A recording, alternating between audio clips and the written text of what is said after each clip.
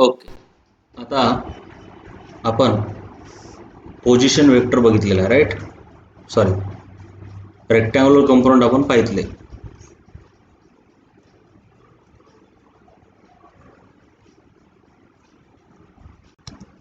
मग त्यात आपण काय बघितलंय? समजा एक्स ॲक्सिस आहे, समजा हा एक्स ॲक्सिस आहे, समजा हा हा एक्स आहे आणि पहिला वाय, आणि त्याच्यामध्ये एखादा हा वेक्टर आहे.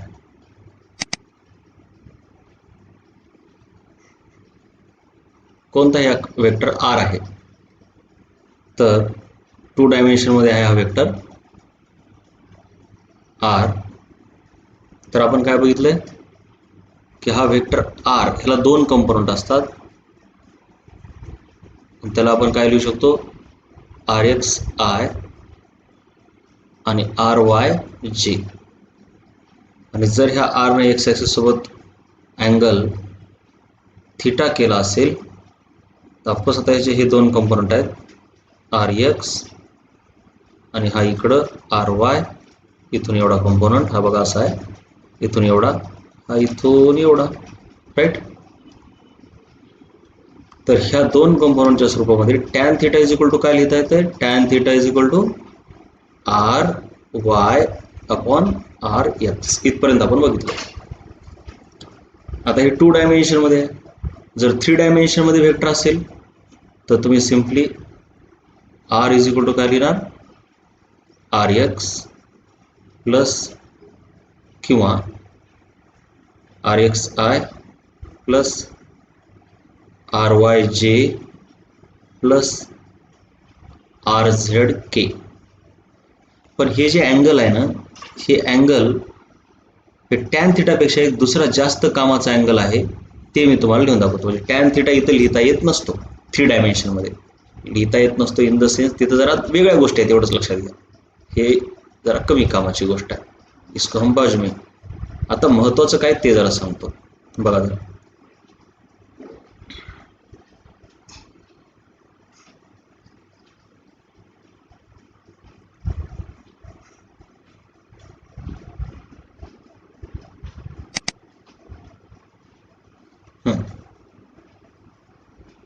आता तुम्ही जर नीट लक्ष दिलं, आता हे 2 कंपोनंट आहेत बरं का. हे हा एक कंपोनंट आणि हा दुसरा कंपोनंट. तोच कंपोनंट इकडं जर लिहिला तर हा आर वाय आहे, आणि हे जर कंप्लीट करून घेतलं आपण असं तर हा वरचा आर एक्स आहे. आता ह्या ट्रँगलमध्ये, आता ऑफकोर्स आपण ह्याला कॅपिटल आर म्हटलंय ना, वेक्टर कॅपिटल आर. तर ह्या ट्रँगलमध्ये कोणत्या ओ पी क्यू या ट्रँगलमध्ये तुम्ही cos theta is equal to बघा, समजा आता मी हे थिटा जरा काढून टाकतो बाजूला. थिटाच्या ऐवजी मी काय लिहितो? एक्स सोबत केलेल्या अँगलला अल्फा म्हणूया आणि वाय सोबत केलेल्या अँगलला बीटा म्हणूया. ठीक आहे. तर सध्या आपण बघूया कॉस अल्फा काय लिहिता येते ह्या ट्रँगलमध्ये. बघा, cos alpha is equal to तुमच्या लक्षात येईल आर एक्स अपॉन आर लिहिता येते बघा, राईट? तुम्ही बघा विचार करून येते. तसंच कॉस बीटा काय लिहिता येते? कॉस बीटा, जर तुम्ही ट्रँगल बघितला ओ आर क्यू, हा ट्रँगल जर बघितला ओ आर क्यू, बघा ओ आर क्यू, तर तुम्हाला cos beta is equal to काय लिहिता येते? R Y upon capital R. ठीक आहे. हे 2 डायमेन्शनमध्ये झालं. तर 3 डायमेन्शनमध्ये काय असते? आता एक्स सोबत अल्फा केलाय, वाय सोबत बीटा अँगल केलाय, तर झेड सोबत गॅमा केलेला असतो. इथं झेड ॲक्सिस मी दाखवलेलं नाही, पण झेड ॲक्सिस या प्लेनच्या बाहेर आलेला आहे समजा तुम्ही सध्या. तर त्या ठिकाणी वेक्टरला जसं R X plus R Y plus R Z लिहिलं, तसं तिथं हे कॉस अल्फा आणि कॉस बीटा तर सेमच राहणार. फक्त ते इथं दाखवता येत नाही 2 डायमेन्शनमध्ये व्यवस्थित, म्हणून मी ते दाखवलं नाही. हे 2 तर सेम, फक्त तिथं आणखीन एक एक्स्ट्रा अँगल येणार. जसं की कंपोनंटमध्ये पण इथं एक आर झेड एक्स्ट्रा आले, तसं इथं कॉस गॅमा एक एक्स्ट्रा येते. आणि this gamma is angle made with Z axis. तर ते काय ना R Z upon R. So ह्या गोष्टी जास्त आता 3 डायमेन्शनचा वेक्टर लक्षात ठेवला की 2 डायमेन्शनचा राहतोच का, कारण 2 डायमेन्शन म्हणजे काय, फक्त ह्या दोघांना घ्यायचं, ह्याला घ्यायचं नाही. मग हे आहे एक गोष्ट आणि हे आहे दुसरे फॉर्म्युले. आणि जर विचार केला तुम्ही आता तिसरी एक गोष्ट आता इथं जर तुम्ही बघितलं ह्या 2 डायमेन्शनमध्ये, तर ह्या आरचं मॅग्निट्यूड जर तुम्ही पायथागोरस थेरम लावली OPQ मध्ये, OPQ इथं जर पायथागोरस थेरम लावली तर ह्या आर जो वेक्टर आहे आणि त्याचे कंपोनंट आहेत RX आणि RY, तर त्याच्या स्वरूपात मॅग्निट्यूड असली तर बघ RX² प्लस RY² प्लस दोघंच आहेत नाही तर झालं असली जाते. मग सिमिलरली 3 डायमेन्शन मध्ये तुम्ही R इज इक्वल टू काय लिहिणार, सेम RX² प्लस RY² आणि तिसरा कंपोनंट असतो त्याचा RZ². इथं 3 कंपोनंट असतात. आतापर्यंत आपण 2 कंपोनंट बघितले, पण 3 डायमेन्शन मध्ये 3 कंपोनंट असतात, एवढं लक्षात ठेवा जा. तिसरा कंपोनंट झेड ॲक्सिसच्या दिशेत असतो. झालं. हा एक फॉर्म्युला, हे एवढे आणि हा तिसरा फॉर्म्युला. यांना पुन्हा एकदा इथं लिहून घेतो मी बघा. ह्यांचं काम काय आहे बघूया ना. आत्ताच काही करायची का ते कामाचं नाही, आधी ते 3 फॉर्म्युले तर लक्षात राहू द्या तुमच्या. हे तर लिहून घेतलं पाहिजेच, जे काय झालं ते लिहून घेतलं पाहिजे. आता बघा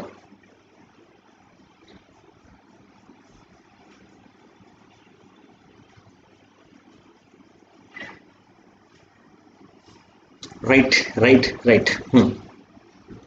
आता समजा मी काय केलं, ह्या तिघांचा स्क्वेअर केला. ऍक्च्युली कसं असतं माहिती आहे का, ह्या कॉस अल्फाला L म्हणतात, ह्याला म्हणतात M आणि ह्याला म्हणतात N, आणि ह्या तिघांना मिळून म्हणतात LMN. ह्या तिघांना म्हणतात डायरेक्शन कोसाइन्स, उगच म्हणतात म्हणजे ह्यांच्यामुळे डायरेक्शन कळते ना वेक्टरचं.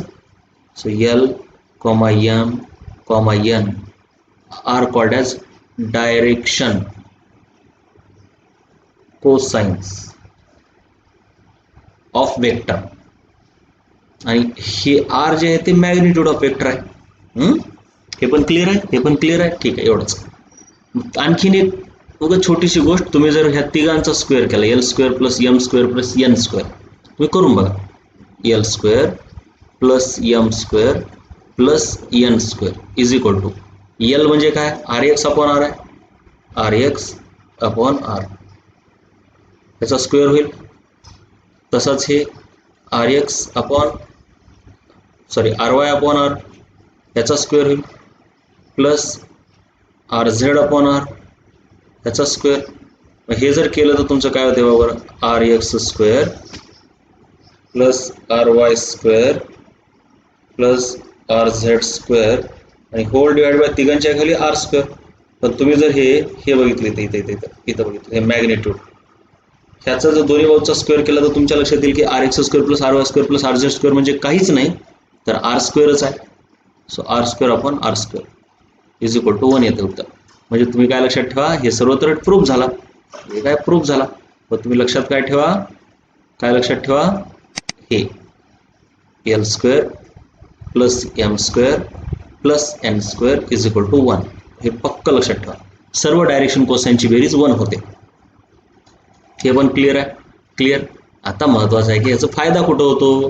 तुम्हाला काय करतात, फिजिक्समध्ये जास्त डिटेलमध्ये नाही, एखादा फोर्स देतात एखाद्या बॉडीवरती किंवा एखादा वेक्टर देतात, वेक्टर F आहे, it is represented as 2I plus 4J minus 3K म्हणतात, ह्याचं मॅग्निट्यूड काढा, ह्याचा Y ॲक्सिस सोबतचा अँगल काढा, असं म्हणतात, बस झालं. मग आता ह्याचं मॅग्निट्यूड कसं बघा, find its magnitude and angle made with Y axis which is beta. Y axis सोबत अँगल काय असतो, बीटा. मग काय एकदम सिंपल आहे बघा बरं, एकदम सिंपल काय, सर्वात पहिले तर F मॅग्निट्यूड काय म्हणतंय, 3 वेक्टरची म्हणजे त्याच्या तिन्ही कंपोनंटची बेरीज, आता आर असलं की आर एक्स आर वाय लिहितो, एफ असल्यावर एफ एक्स लिहितो आपण त्याला, F x square plus F Y square plus F Z square. बरोबर आहे का? मग एफ एक्स म्हणजे हे बघा, हे पहिले एफ एक्स आहे, हे आहे एफ वाय आणि हे आहे एफ झेड. सो तुमच्याकडे काय येईल, 2 स्क्वेअर प्लस 4 स्क्वेअर प्लस -3चा स्क्वेअर. मग काय ते 4 प्लस 16 प्लस 9. सो तुमचं मॅग्निट्यूड काय येतंय, एफचं मॅग्निट्यूड येतंय 20. इथं जरा हे मायनस लिहायची गडबड होते बरं का, पण मायनसचा स्क्वेअर प्लसच येतो हे विसरू नका. 16×4 = 20 आणि 29. सो √29 एवढं लिहिलं तरी बस झालं. आता अप्रॉक्सिमेशन वगैरे करत राहा, but F is equal to √29 असं उत्तर. त्यानंतर अँगल मेड विथ बीटा. आपल्याला माहिती आहे कॉस बीटाचा फॉर्म्युला. कॉस बीटा म्हणजे काय, एफ वाय अपॉन एफ असते आहे का नाही, आर वाय अपॉन आर. इथं आरच्या ऐवजी एफ वापरले, तर एफ वाय किती आहे बघा, वाय कंपोनंट बघा, ह्याला म्हणतात एक्स कंपोनंट, ह्याला म्हणतात वाय कंपोनंट, ह्याला म्हणतात झेड कंपोनंट. आणि ही आहे ती unit vector. This is unit vector in the direction of x, unit vector in the direction of Y, unit vector in the direction of Z. So F Y किती आहे, 4 upon F किती आहे, √29. मग आता ह्याचं अप्रॉक्सिमेट काहीतरी उत्तर काढा तुम्ही. ठीक आहे, आता याचं अप्रॉक्सिमेटली उत्तर काढलं की जवळपास बीटा म्हणजे cos beta is equal to 0.74 काहीतरी येते, समजा 7472. आणि मग त्याच्यावरून जर बीटा काढलं तर 42 डिग्री येते. असो, आपल्याला महत्त्वाचं काय आहे की हे फॉर्म्युले कसे वापरायचे ते बघायचं होतं, राईट. एकदम हे component, x component, Y component, Z component असं आहे ते.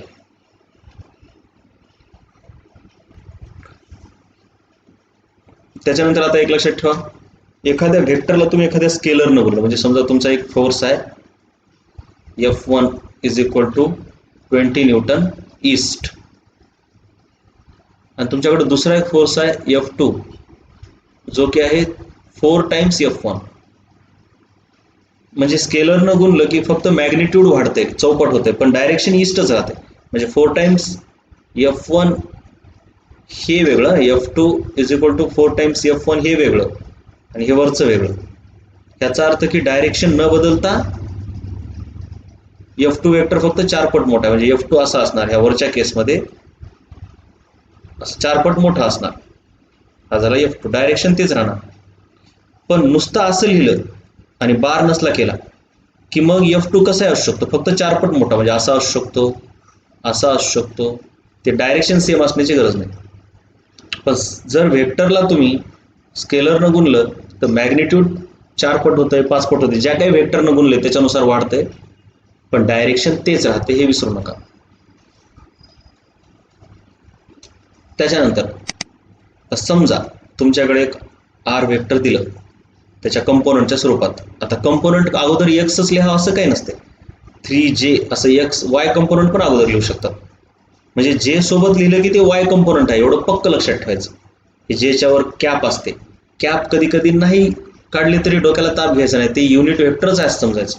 3J -4K आणि आय लिहिलंच नाही असंही होऊ शकते, किंवा मध्येच आय लिहिलं असंही होऊ शकते, आणि के नाहीच असे असू शकते. म्हणजे याचा अर्थ त्याला के कंपोनंट नाही असं असते त्याचा अर्थ, म्हणजे 2 डायमेन्शनचा वेक्टर आहे. ठीक आहे, पण मी समजा काढलं 8K, तर हा झाला vector R.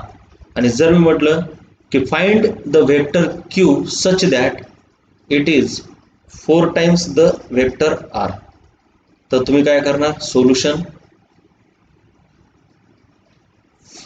Q is equal to 4 times vector R आहे. पण वेक्टर आर काय आहे, म्हणजे 3J आहे रे बाबांनो, -4k प्लस 8k. ह्या 4 ह्याला गुणायचं. 12j मायनस 16k म्हणजे ह्या 4 याला पण गुणायचं, याला पण गुणायचं. माझी काहीतरी चूक झाली ना, इथं आय आहे. ठीक आहे, हे आय आणि प्लस 8 चौक 32 32k. हा झाला तुमचा वेक्टर क्यू. त्याच्यानंतर कधी कधी काय म्हणतात तुम्हाला बघा, कधी कधी काय म्हणतात, F is equal to F is equal to 2i plus 3j आणि Q is equal to -2i किंवा -2j plus 3k minus 5i. 5j उरला तर हो आय उरला. आय उलटा तिलटा देतात काय फरक पडत नाही, सहसा देत नाहीत पण दिलं तरी फरक पडत नाही. मग तुम्हाला ह्याच्यावरती काही विचारू शकतात. ह्याच्यावरती काय विचारू शकतात, पहिलं तर तुम्हाला म्हणू शकतात F प्लस क्यू बार असं काढा. दुसरं काय म्हणू शकतात तुम्हाला, दुसरं बघा, पहिल्यांदा F आणि Q दिला, ते अगोदर लिहून घ्या बाजूला. ओ शेट, जास्तच झालं बघ छोटं. राईट, हां तुम्हाला असं काढायला लावतात किंवा तुम्हाला काय काढायला लावू शकतात, नुसतं F प्लस क्यू काढायला लावू शकतात. फरक असतो, प्रत्येक गोष्टीत फरक असतो. तिसरं काय काढायला लावतील तुम्हाला, F बार प्लस क्यू बार याचं मॅग्निट्यूड काढायला लावतील तुम्हाला. आणखीन काय काढू शकतो तुम्ही याच्यात, चौथं 2F बार प्लस 3Q बार याचं मॅग्निट्यूड काढायला लावू शकतात किंवा नुसतं हे व्हेक्टर्स काढायला लावू शकतात. ह्याच वेक्टरचं असंही काढू शकतो, 2F बार प्लस 3Q बार त्याचं मॅग्निट्यूड पण काढू शकतात किंवा F मायनस क्यू काढा म्हणू शकतात. असे म्हणजे वेगवेगळे प्रकार. ठीक आहे, मग तुम्हाला हे गिवन आहे. ठीक आहे, हे इकडे गिवन आहे आणि इकडे तुम्हाला हे फाइंड आउट करायचं. पहिलं आपण हे फाइंड आउट करूया. मग आता F बार ह्याच्यामध्ये कंपोनंट दिले म्हटले काहीच नाही, सरळ कंपोनंटची बेरीज करायची. F प्लस क्यू करायचं ना आपल्याला, तर हे 2i प्लस 3j हा काय झाला F प्लस हा आहे Q. क्यूला लिहिताना कसं, जसं पॉईंटच्या खाली पॉईंट लिहितो, पॉईंटच्या खाली हे सोल्युशन येतो, पॉईंटच्या खाली पॉईंट कसं लिहितो तसं लिहायचं, आयच्या खाली आयच लिहायचं. इथं भलेही सुरुवातीला 2j आहे पण अगोदर लिहायचं -5i. आयची बेरीजच आय सोबत होते, जे ची बेरीजच जे सोबत होते. सो हे प्लस आहे पण मध्ये काय -5i -3k लिहायचं का नाही, जेच्या खाली के नाही लिहायचं, जेच्या खाली जेच. आणि जे कंपोनंट काय आहे क्यूचा, 2j. त्याच्यानंतर आणखीन काय राहिले, हे राहिले ना, हे सोडून द्यायचं नाही, हे पण लिहायचं +3k. पण त्याच्याशी रिलेटेड वर काहीच नाही. अरे वर काहीच नाही म्हणजे काय, 0k असते ना, असं कसं. मग आता ह्यांची बेरीज करायची. बघा बेरीज काय होते, बेरीज 5 बघा 2 मधून 5 गेले, हे आयला जशाला तसं लिहायचं, काय फरक पडत नाही. फक्त 2 मधून 5 गेले -3 आणि आयच राहणार, म्हणजे ते कंपोनंट आहे, ते युनिट वेक्टर आहे, ते जशाला तसं ठेवायचं. त्याच्यानंतर म्हणजे हे असं केल्यासारखं आहे, 2x - 5x केल्यासारखं आहे. आपण हे x ला जशाला तसं ठेवतो कॉमन काढून, मग 2 - 5 -3 होतं आणि x जशाला तसं. तसंच ते आय हे जशाला तसं राहते, त्याच्यात काही घोळ करायचा नाही. मग काय होतंय, 3 - 2 1 + 1j होतंय आणि हे 0 + 3 3k झालं F प्लस क्यू वेक्टर. पण आता ह्याच्यात थोडा फरक आहे. बरं त्याच्या अगोदर हे सांगतो मी. ह्याच्यात काय, एफ प्लस क्यूचं मॅग्निट्यूड काढायचं आहे. आता तुमच्याकडं हाच वेक्टर आहे एफ प्लस क्यू, आता फक्त त्याचं मॅग्निट्यूड काढायचं आहे. कोणत्याही वेक्टरचं, आता हे जे स्वरूपात लिहिलं ना आपण, ह्याला त्या अशा स्वरूपात आय जे के स्वरूपात लिहिलं बघा, ह्याला म्हणतात रेक्टँग्युलर फॉर्म. काय म्हणतात ह्याला? Rectangular form of vector. Rectangular form. आणि आधी आपण काय लिहित होतो, 20 न्यूटन 30 डिग्री ईस्ट, तसलं लिहायचं. ते आय जे केच्या स्वरूपात लिहिलं की रेक्टँग्युलर फॉर्म, आणि ते अँगल सांगून लिहिलं की पोलार फॉर्म म्हणतात त्याला, पोलार फॉर्म. हे झालं रेक्टँग्युलर फॉर्म. मग रेक्टँग्युलर फॉर्म मध्ये हे रेक्टँग्युलर कंपोनंट बनायचे यांना, जे की एकमेकाला परपेंडिक्युलर असतात. हे 3i, 1j आणि 3k हे रेक्टँग्युलर कंपोनंट आहेत. कोणाचे? हे एफ प्लस क्यू वेक्टरचे. मग हा आहे त्याचा एक्स कंपोनंट, हा आहे त्याचा वाय कंपोनंट आणि हा आहे त्याचा झेड कंपोनंट. मग आपल्याला माहिती आहे की रेक्टँग्युलर फॉर्म मध्ये वेक्टर लिहिला की त्या वेक्टरचं मॅग्निट्यूड काय असते? स्क्वेअर रूट ऑफ त्याचा एक्स कंपोनंटची बेरीज स्क्वेअर प्लस त्याच्या वाय कंपोनंटचा स्क्वेअर प्लस त्याच्या झेड कंपोनंटचा स्क्वेअर. मग आता ह्याचा एक्स कंपोनंट हा आहे बघा, हा, त्याचा स्क्वेअर -3चा स्क्वेअर प्लस आता ह्याचा स्क्वेअर म्हणजे 1चा स्क्वेअर. ते आय जे के लिहायचं नसते. आणि आर झेड म्हणजे त्याचं हे झेड कंपोनंट आहे, आर झेड 3चा स्क्वेअर. मग ह्याचं जे उत्तर येईल ते तुम्ही काढू शकता, एवढं काय नाही. आता इथं जरा वेगळा आहे. इथं काय होतं, अगोदर वेक्टर बेरीज करायची आणि मग त्याचं मॅग्निट्यूड काढायचं. पण इथं काय, आधी मॅग्निट्यूड काढा आणि मग वेक्टर बेरीज करा, मग बेरीज करा. आता अगोदर मॅग्निट्यूड, एफचं मॅग्निट्यूड आधी काढतो मी. एफचं मॅग्निट्यूड म्हणजे काय, स्क्वेअर रूट ऑफ ते एफचेच एक्स कंपोनंट आणि वाय कंपोनंट. बघा हे एक कंपोनंट आहे एक्स कंपोनंट एफचा, कळायला? हे बघा, हे आहे त्याचं एक्स कंपोनंट आणि एफचा हा आहे वाय कंपोनंट. झेड कंपोनंट त्याला नाहीच आहे. मग त्याचा एक्स कंपोनंट म्हणजे 2 स्क्वेअर प्लस त्याचा वाय कंपोनंट म्हणजे 3 स्क्वेअर इज इक्वल टू, जे काय उत्तर, आता त्याचं उत्तर काढूया ना, 4 आणि 9 4 13 होतं. तसंच क्यूचं मॅग्निट्यूड काय येणार, त्याचा एक्स कंपोनंट, क्यूचा एक्स कंपोनंट इथं आहे बघा, हे आहे त्याचा एक्स कंपोनंट. हे नाही, सुरुवातीला लिहिला म्हणजे एक्स कंपोनंट नसतो. आयच्या शेजारी कोण आहे त्याला एक्स कंपोनंट म्हणतो आपण, म्हणजे 5 स्क्वेअर. त्यानंतर वाय कंपोनंट, अगोदर वाय लिहा, झेड कंपोनंटला काही फरक पडत नाही, एनियस बेरीज आहे. -2चा स्क्वेअर प्लस झेड कंपोनंट म्हणजे 3चा स्क्वेअर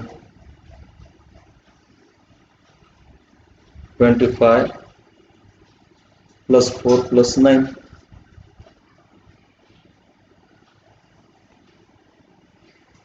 किती होतं हे, 9 4 13 50 38. मग आता एफ इज इक्वल टू काय, सॉरी आपल्याला काय काढायचं, एफ प्लस क्यू काढायचं ना. तर एफचं मॅग्निट्यूड काय, √13 आणि ह्याचा √38. मग त्याची बेरीज तुम्ही अप्रॉक्सिमेटली करा. पण हे कळलं का, हे कसं केलं ते, ह्या दोघांमधला फरक कळला पाहिजे. पण या दोन गोष्टींमधला फरक, हे वेगळं आणि हे वेगळं. मॅग्निट्यूड करून बेरीज करणं वेगळं आणि बेरीज करून मग मॅग्निट्यूड काढणं हे वेगळं. आता इथं काय, 2 × एफ प्लस 3 × क्यू. पहिल्यांदा तुम्हाला 2f लिहून घ्यावं लागेल. 2f म्हणजे 2, हे बघा सॉरी असं, आणि एफ काय ते लिहावं लागेल मध्ये. एफ आहे तुमचा 2i, बघा इथं 2i प्लस 3j. एफ आहे 2i प्लस 3j आणि 3 × क्यू. आता हे तर काढूया. मग हे काय होतं, 2 न मल्टिप्लाय करा, 2 दूनी 4, 4i प्लस 2 त्रिक 6, 6j. तसंच 3q म्हणजे 3 मल्टिप्लाइड बाय क्यू. काय बघा, क्यू काय, आता ह्याला मी असं लिहितो, -5i plus 3k -2j, -5i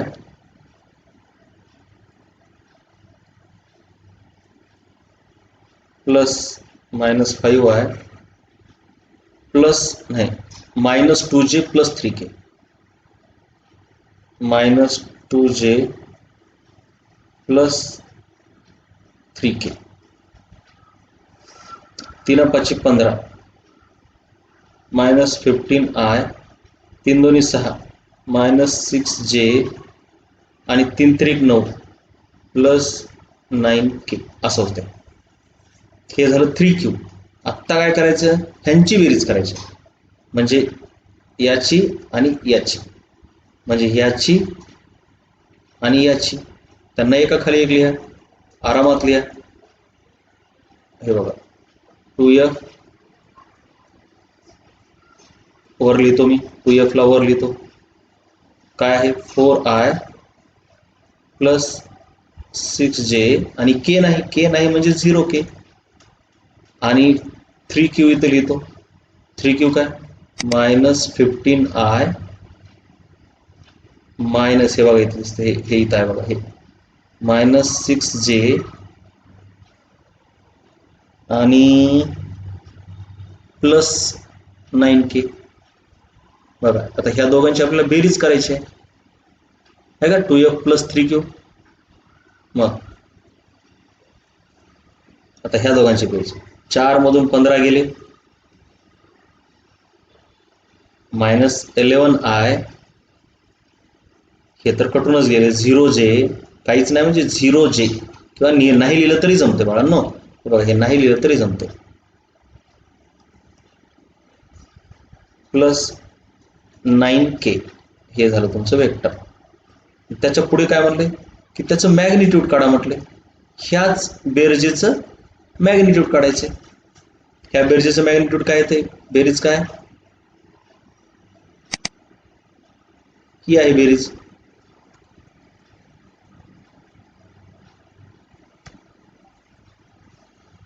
ही आहे बघा बेरीज, अशी आली ना बेरीज. आता हिचं मॅग्निट्यूड काढायचं आपल्याला. हिचं मॅग्निट्यूड म्हणजे ह्याला असं करू शकतो आपण, हे मॅग्निट्यूड. हिचं मॅग्निट्यूड म्हणजे काहीच नाही, r(x²), हे rx आहे, हे ry आहे आणि हे rz आहे. तर त्याचं मॅग्निट्यूड काय येणार, magnitude of this thing is equal to rx² म्हणजे -11² प्लस 0² प्लस rz म्हणजे ह्या 9². झालं, त्याचं जे उत्तर येईल ते 121. मायनसचा स्क्वेअर प्लसच येतो, नाही तर -121 लिहिचा, प्लस 0चा 0 आणि ह्याचा 81. तर 1 आणि 1 2, 8 आणि 2 10 आणि 1 202. 202चा स्क्वेअर रूट जे येईल ते पहा. आता f मायनस क्यू करायचे, अगोदर मी f लिहून घेतो, मग त्याच्या खाली q लिहितो.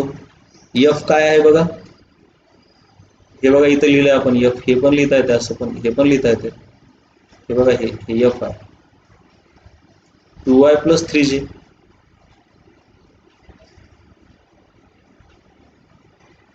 त्यानंतर q काय बघा, हे q आहे, -5y -2j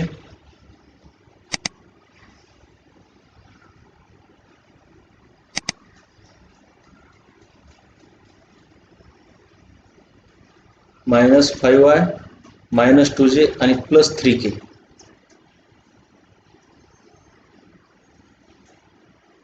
ह्यांची वजाबाकी करायची, हे विसरू नका, गडबड करत जाऊ नका, बिलकुल गडबड नाही. म्हणजे ह्याची वजाबाकी करायची, म्हणजे ह्याला इथं मायनस लावावं लागतं. एवढं मी समजण्यासाठी लिहिलं, ह्याचा काही संबंध नाही. मग हे मायनस केलं की हे मायनस मायनस प्लस होते, हे पण मायनस मायनस प्लस होते आणि हे मायनस होते. मग 2 + 5 काय होते, 7 आहे. 3 + 2 काय होते, 5j आणि इथं काहीच नाही म्हणजे 0 असते. 0 - 3 - 3k. हे असे उत्तर काढायचे असतात हे, राईट. आता नेक्स्ट कन्सेप्ट आहे आपला पोझिशन वेक्टर. पोझिशन वेक्टर म्हणजे काहीच नाही, समजा एखादे तुमचं x आणि y ॲक्सिस आहेत, ठीक आहे. मग x आणि y ॲक्सिस मध्ये इथे एखादा पॉइंट आहे, तर ह्या पॉइंटला ओरिजिन सोबत हा पॉइंट आहे काहीतरी P पॉइंट आहे, 2,5 आहे का नाही. 2,5 म्हणजे कळते ना तुम्हाला, 2 म्हणजे काय असते त्याचा x कोऑर्डिनेट आणि हा काय असतो त्याचा y कोऑर्डिनेट. x कोऑर्डिनेट म्हणजे y ॲक्सिस पासूनचा हा एवढा अंतर, हा अंतर असतो 2 आणि वाय कोऑर्डिनेट म्हणजे एक्स ॲक्सिस पासूनचा हा अंतर असतो 5. ठीक आहे. मग आता पोझिशन वेक्टर म्हणजे ह्या पी पॉईंटचा पोझिशन वेक्टर म्हणजे त्याची पोझिशन सांगणारा ओरिजिन पासून पी पॉइंटला जोडणारा वेक्टर त्याला आपण पोझिशन वेक्टर म्हणतो. From origin position vector of P is OP.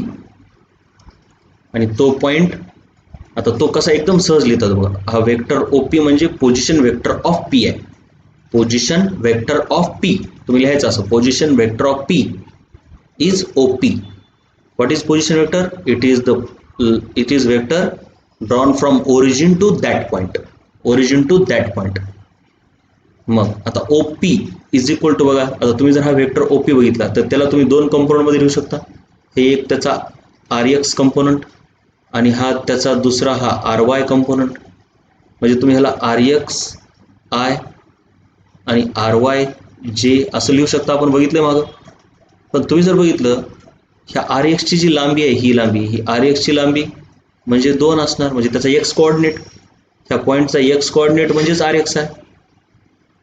आणि ही उंची काय असते? ही उंची म्हणजे ह्या पॉईंटचा वाय कोऑर्डिनेट. म्हणजे तुम्ही सिंपल जर एखादा पॉईंट पी आहे आणि त्याचे कोऑर्डिनेट्स आहेत X comma Y, position vector of P X comma Y, नीट लक्ष द्या, position vector of P point ज्याचे की कोऑर्डिनेट एक्स कॉमा वाय आहेत त्याला आपण ओपी म्हणतो. त्याला त्याच्या एक्स आणि वाय कंपोनंटमध्ये जर लिहिलं तर आर एक्स म्हणजे त्याचा एक्स कोऑर्डिनेटच असतो, त्याला आय लावा. आणि आर वाय म्हणजे त्याचा वाय कोऑर्डिनेट असतो, त्याला तुम्ही जे लावा. म्हणजे सिंपल आहे. पी पॉईंटच्या पोझिशन वेक्टर तुम्ही काय लिहू शकता? त्याचा एक्स कोऑर्डिनेट जो की 2 आहे त्याला आय लावा आणि त्याचा वाय कोऑर्डिनेट 5 त्याला जे लावा. 2i + 5j. This is the position vector of point P. एकदम सिंपल. मग दुसरा एक पॉइंट आहे ह्या कोऑर्डिनेट ॲक्सिसवर, कुठे आहे समजा हा 8,3. तर ह्याचा पोझिशन वेक्टर काय असणार? ओरिजिन पासून इथं जोडणारा.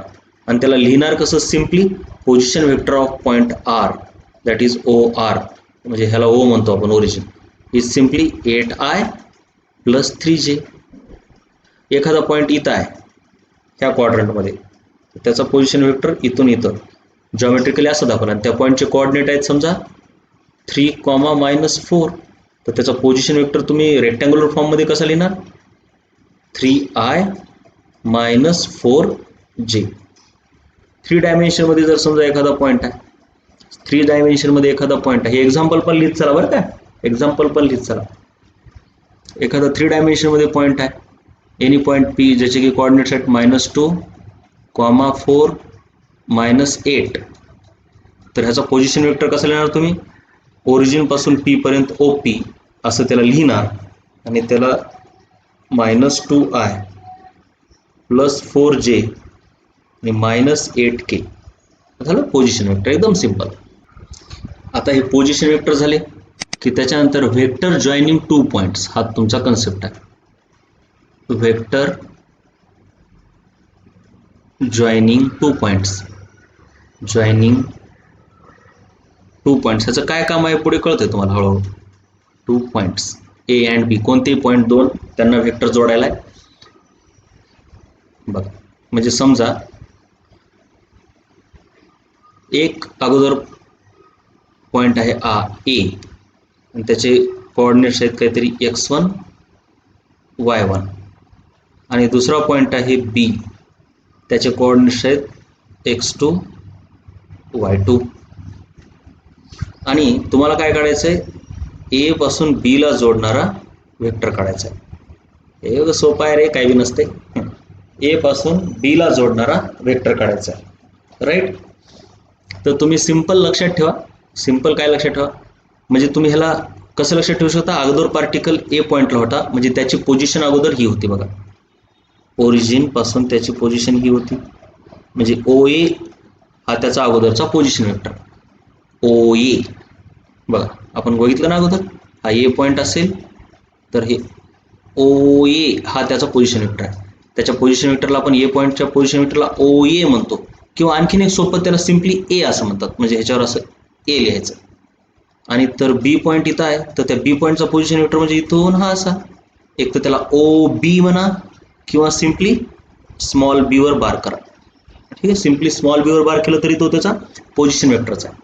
मग तुमच्या जर लक्षात आलं ए पासून बी पर्यंत जाणारा जर आपल्याला वेक्टर काढायचा आहे, तर तुमच्या राईट लक्षात येत आहे, मी अगोदर पोझिशन वेक्टर काढून घेतो ए आणि बीचे.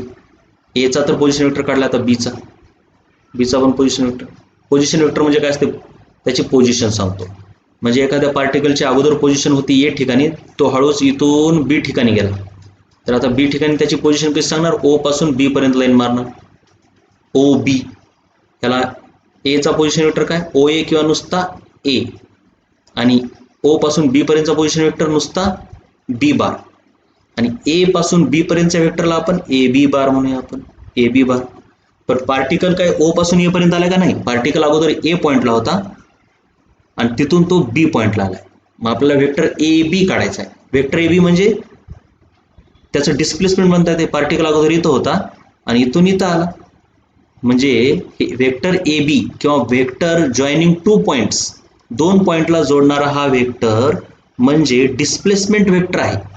डिस्प्लेसमेंट म्हणजे तो पार्टिकल कुठून कुठे गेलाय हा सांगतो. म्हणून वेक्टर जॉईनिंग टू पॉइंट्स त्याला आपण डिस्प्लेसमेंट वेक्टर देखील म्हणतो, डिस्प्लेसमेंट वेक्टर किंवा नुसतं डिस्प्लेसमेंट म्हणतो. ठीक आहे, कारण डिस्प्लेसमेंट हा एक वेक्टरच आहे. सो ते एकदम सिंपल बघा, एकदम सिंपल कसं लिहिता येते बघा, नीट लक्ष देत जा, नीट लक्ष देत जा, एकदम शांत. बघ इकडे, हा काय, A B displacement vector A बी. जर तुम्ही ह्या ट्रायंगल मध्ये बघितला विचार करून, तर तुम्हाला एक लक्षात येते बघा, हे दोघं सुरात आहेत म्हणजे ऑर्डरमध्ये, आणि हा रिव्हर्स ऑर्डरमध्ये, म्हणजे बी हा काय झाला, रिझल्टंट झाला, हा रिझल्टंट आहे. सो तुम्ही काय लिहू शकता बघा जरा, resultant vector B is equal to vector A plus vector A B असं लिहू शकता. किंवा ह्या ए ला जर इकडे नेलं तर तुमच्याकडे B minus A is equal to A B येते. तर तुम्हाला एक ट्रिक छोटीशी लक्षात ठेवायची आहे, डिस्प्लेसमेंट वेक्टर ए बी हा काय, डिस्प्लेसमेंट वेक्टर आहे ए पासून B, displacement vector A B is equal to काय, अगोदर हे लिहा, ह्याचा पोझिशन वेक्टर लिहा आणि वजा ह्याचा करा, म्हणजे position vector of B minus position vector of A. त्यालाच आपण ओ च्या स्वरूपात लिहिलं तर ह्याला होतो ओ बी म्हणतो, बी ला काय म्हणतो ओ बी, आणि ए ला काय म्हणतो ओ ए. हे दोन्ही पद्धतीने लिहिता येतात, पण मी सोपं उगं बी मायनस ए करतो. आता आता आता आता समजा इथे, आता एवढं डोक्याला ताण घ्यायची गरज नाही, इथे एक पॉईंट आहे ई, आणि इथून इथं आला पार्टिकल एफला, तर E F vector displacement vector E एफला सिंपल काय, हेचं पोझिशन वजा ह्याचं उलट आहे बरं का, इकडून इकडे यायचं आहे. So position vector of F minus position vector of E small E असं, करेक्ट. मग तुमच्याकडे आता पी कडून क्यू कडे गेला पार्टिकल, तर P Q is equal to काय, position vector of Q minus position vector of P, किंवा पोझिशन वेक्टर ऑफ क्यूला काय म्हणतात, O Q minus O P. हे पण झालं, हे पण झालं क्लिअर, हे पण झालं क्लिअर. बघा मग मी आता इथं काय लिहिणार, हे प्रूफची काही गरज नसते, तुम्ही डायरेक्ट लक्षात पण ठेवू शकता काय ते, काय मला नेमकं म्हणायचं ते पण लक्षात ठेवलं तर जमतंय, ते पण लक्षात ठेवलं तरी जमतंय. बघा मग A B is equal to, तुम्ही काय लक्षात ठेवणार, vector B minus vector A. मग तुम्ही जर वेक्टर बी बघितला म्हणजे पोझिशन वेक्टर, ह्याचा पोझिशन वेक्टर, तर सिम्पली काय करायचं असते, ह्या पॉईंटला आय आणि जे लावायचं असते, बरोबर, आय आणि जे लावायचं असते. तर तुम्ही काय करणार, त्याचा position vector X two I plus Y two J असा म्हणणार, हे झाला बी. आता मायनस ए, मायनस ए, ए म्हणजे काय, ह्याला आय आणि जे लावा, म्हणजे x one I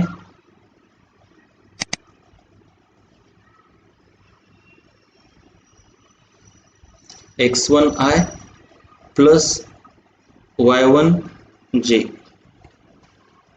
is equal to, आता बघा हे आय वाले एकत्र आणा, मग एक्स टू आय, आणि हे मायनस आहे म्हणून मायनस एक्स वन आय, पण हे आय कॉमन निघते ह्याच्यातून, तर मी सिम्पली काय करतो, x2 मायनस x1 आणि ह्या आयला असं कॉमन बाहेर लिहितो.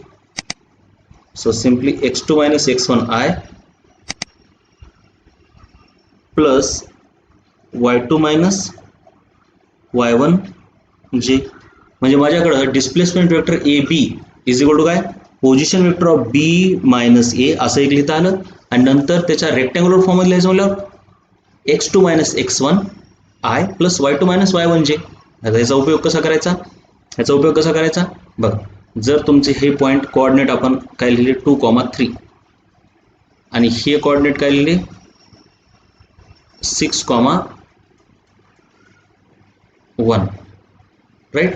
तर तुमचा ए बी व्हेक्टर काय येईल, ए बी व्हेक्टर दोघांच्या एक्सची वजाबाकी, म्हणजे पण कसं, अगोदर 2 वाला म्हणजे अगोदर हा घ्यावा लागतो, पुढचा वाला, हा बघा हा पुढचा वाला बी वाला 2 असतो, म्हणजे ह्याच्यामधून हे वजा करायचं उलट, म्हणजे याच्यामधून हे वजा 6 मायनस 2 आणि त्याला आय लावा, प्लस याच्यामधून म्हणजेच y2 मधून y1 वजा करायचं, म्हणजे 1 मधून 3 वजा करायचं जे, म्हणजेच काय ते 4i प्लस, नाही मायनस होईल ना, 1 मायनस 2 जे. असं हे झाला डिस्प्लेसमेंट वेक्टर.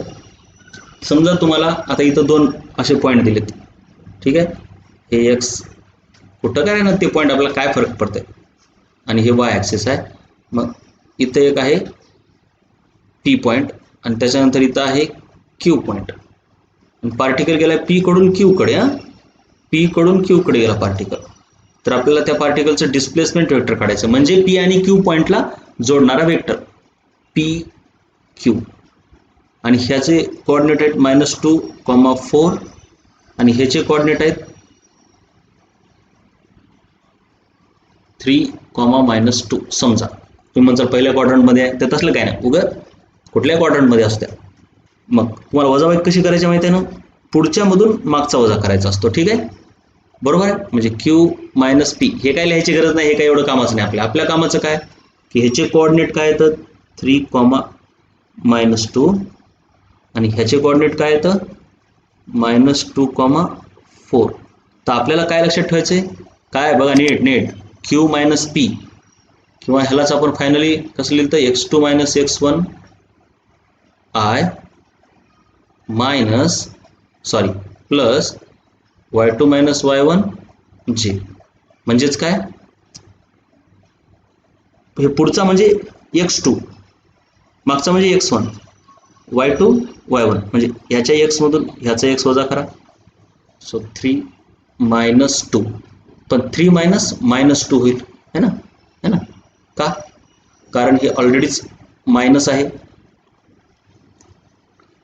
आणि इथं आय लावा, प्लस हे प्लस दिसलं. आता y2 म्हणजे या पुढच्याच्या y मधून याच्या y मधून याचा y वजा करा, म्हणजे -2 मधून 3. सो इज इक्वल टू काय ते, हे मायनस प्लस होते 5i प्लस मायनस प्लस इथं होत नसते, हे गुणाकार नाही, -5 म्हणजे काय होतंय 5i प्लस मायनस इथं -5 जे होतंय. हे झाला डिस्प्लेसमेंट वेक्टर. आता हे तर 2 डायमेन्शनमध्ये झाले.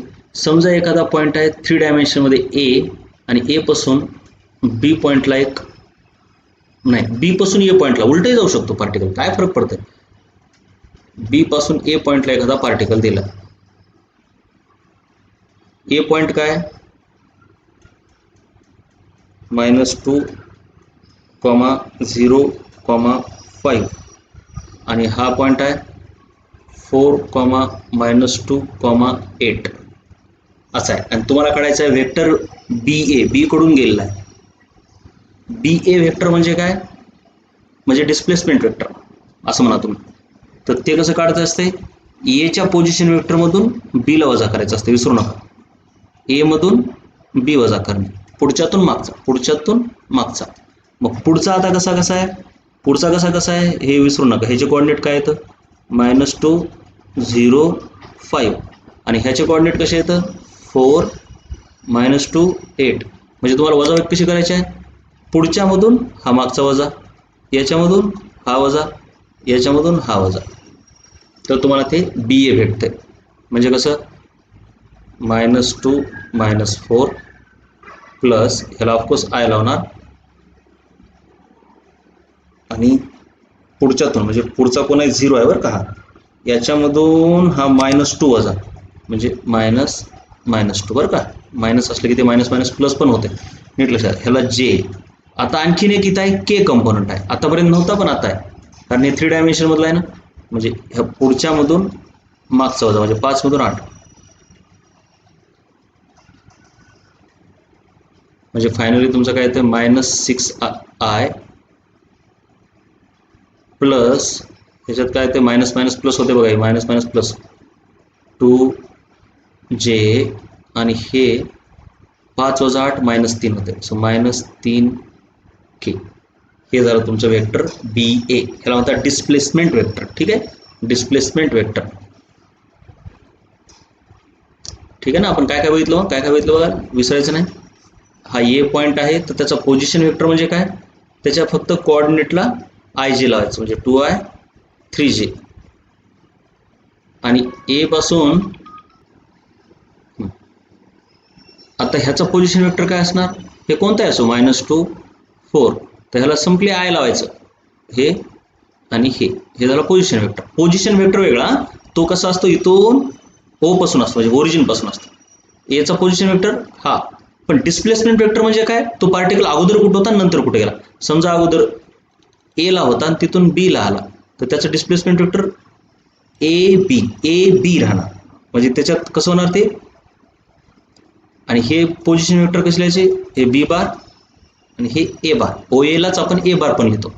मग हे तर बी मायनस ए, पण तेच जर पार्टिकल बी कडून ए कडे गेला, बी कडून ए कडे, म्हणजे तुमचं डिस्प्लेसमेंट कसं होणार BA. AB आणि BA वेगळं असते, एकमेकाच्या निगेटिव्ह असते, उलटा असते. मग तिथं तुम्ही लिहिणार पुढच्यातून मागचा वजा, म्हणजे एच्या पोझिशन वेक्टरमधून बीचा पोझिशन वेक्टर वजा करणार, पोझिशन वेक्टर. त्याच्यानंतर तुम्हाला काय करतात, असेही देतात बघा, हे बघा असे येतात, vector A is equal to 6i plus 2j minus k आणि vector B is equal to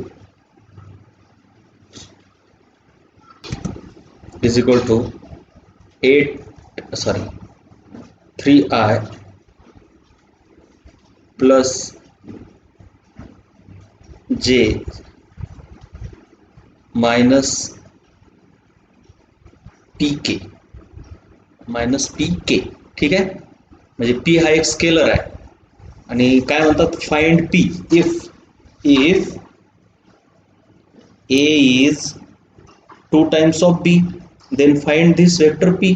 काहीच नाही, a हा b च्या दुप्पट आहे. म्हणजे बघा ना तुम्ही, ह्याला 2 न गुणलं की हे यायलंय, इथं 1 आहे, ह्याला 2 न गुणलं की हे यायलंय, मग ह्याला 2 न गेल्यावर इथं यायला पाहिजे, काय यायला पाहिजे, इथं 1 यायला पाहिजे, म्हणजे इथं ऑफकोर्स काय असायला पाहिजे 1/2. So p is equal to 1/2. Coefficient compare करायचे. त्यानंतर कसं देतात, ए देतात, बी काय ते देतात, बी ला काय देतात, कोणता तरी स्केलर देतात. कोणताही स्केलर काय सी पण असू शकतो, CI प्लस 2j आणि असं म्हणतात की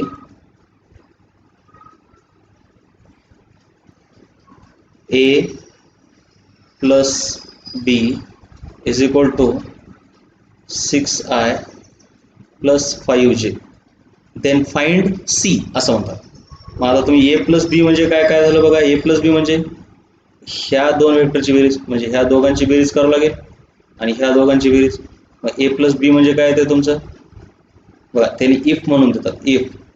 इफ काय देतात, एवढा प्रश्न देतात, असं एवढं, if A is this, B is this and A plus B is this. Then find C.